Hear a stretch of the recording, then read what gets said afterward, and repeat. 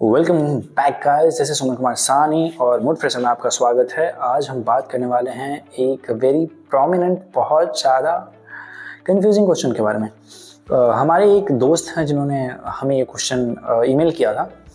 उन्होंने हमसे कहा कि उनकी गर्लफ्रेंड जो है वो उनसे बहुत ज़्यादा झगड़ती है, छोटे छोटे बातों पे उनकी लड़ाई हो जाती है। तो वो क्या ऐसा करें कि ये लड़ाई होना बंद हो जाए, उनके बीच में जो ये लड़ाई हो रही है ये बंद हो जाए। क्योंकि बहुत बार ऐसा भी होता है कि लड़ाई का कोई पॉइंट नहीं होता, लड़कियां फिर भी लड़ाई स्टार्ट कर देती हैं। तो वैसे केस में क्या करें आप एज अ मेन? क्या करना है आपको? क्या करो कि दिमाग की थोड़ी शांति मिले, किसी तरह इंसान को सुकून के पल ले पाए। मैं समझ पा रहा हूँ आपके इस पॉइंट को। मैं इसे बहुत अच्छे तरीके से क्लियर कवर आउट करूँगा। I am just in a fun mode कि थोड़ा सा खिंचाई कर लूँ। मैं समझ पा रहा हूँ ब्रो कि कैसा फील होता है जब आपको पता ना हो कि ये झगड़ा स्टार्ट क्यों हुआ और ख़त्म क्यों हो गया।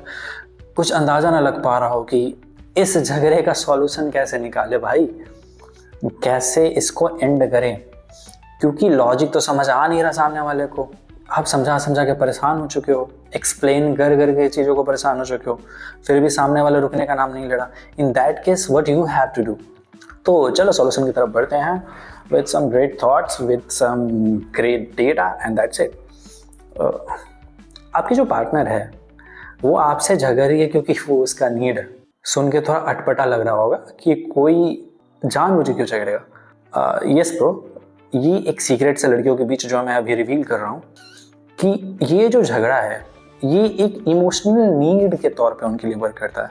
फॉर मेन ये वैसा कुछ नहीं है। उन्हें दिमाग की शांति चाहिए, किसी तरह वो सुकून मिल जाए उन्हें, वो उससे खुश है। बट फीमेल के केस में ये अलग है। फीमेल्स को थोड़ा मसाला चाहिए होता है लाइफ में, and that masala comes with वो जो एक झगड़ा जो वो खुद से क्रिएट करती है। समटाइम्स आप खुद एक पॉइंट दे देते हो जिस पर वो झगड़ लेती है।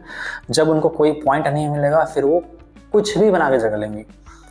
तो अगर वो उस पॉइंट पर झगड़ा स्टार्ट कर चुकी हैं तो आप उसे नहीं रोक सकते भाई। वो झगड़ेंगी ही झगड़ेंगी क्योंकि वो उनका नीड है, वो उसे कंप्लीट करेंगी।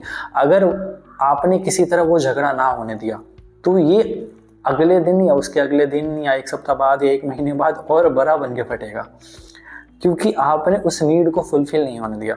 थिंक ऑफ इट कि जैसे ये उनका इमोशनल नीड फुलफिल कर रहा है, आपका एक जो फिजिकल नीड है, जितना ज़्यादा आप उस फिजिकल नीड को फुलफिल करने के लिए उतावले होते हो, लड़कियाँ उस इमोशनल नीड को फुलफिल करने के लिए उतना ज़्यादा उतावली होती हैं। And that is the beauty of this relationship. क्योंकि बहुत बार ये होगा कि अगर आप उस पार्टनर से दूर हो जाते हो तो आप उस इमोशनल झगड़े को भी मिस करोगे। That is a fact. इसलिए अगर वो झगड़ रही है तो झगड़ लो थोड़ा। बस ऑलवेज कीप इन माइंड कि आप उस अगर झगड़े को बहुत ज़्यादा सर पे चढ़ाओगे तो फिर आपका सर खराब होगा। क्योंकि किसी का सजा किसी का मजा है। आई नो सीम्स थोड़ा cheesy but this is the truth. तो अगर वो झगड़ रही है तो वो अपना नीड फुलफिल कर रही है, आप इतना ज़्यादा टेंशन ना लें। हाँ, समटाइम्स हो सकता है कि अगर वो किसी बहुत ज़्यादा इंपॉर्टेंट पॉइंट पे डिस्कस कर रही है जो कि आपको समझने की ज़रूरत है, जो कि डिस्कस होना चाहिए। क्योंकि बहुत बार ऐसा होता है कि कुछ बहुत ज़्यादा सीरियस होता है जो कि डिस्कस होना चाहिए। तो अगर ऐसा कोई पॉइंट है तो ऑफकोर्स उसे बेटर तरीके से आप डिस्कस करो, आप चीज़ों को समझो। अगर कोई प्रॉब्लम है तो सॉल्यूशन निकालो। क्योंकि अगर ये कुछ छोटा मोटा कैजुअल सा चीज़ है जिस पे झगड़ा स्टार्ट हुआ है तो आप दिमाग पे उसे इतना ज़्यादा मत चढ़ाओ, क्योंकि लाइफ बहुत ज़्यादा बड़ा है ब्रो। सोचने के लिए बहुत सारे प्रॉब्लम्स हैं।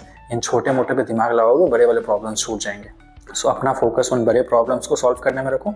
बाकी ने लेट इट बी, ये आते रह के जाते रहेंगे, part of the process, that's it. So this is my suggestion. I hope you like it. अगर पसंद आया तो लाइक दबा देना, नहीं आया तो फिर योर विश ब्रो। बाय।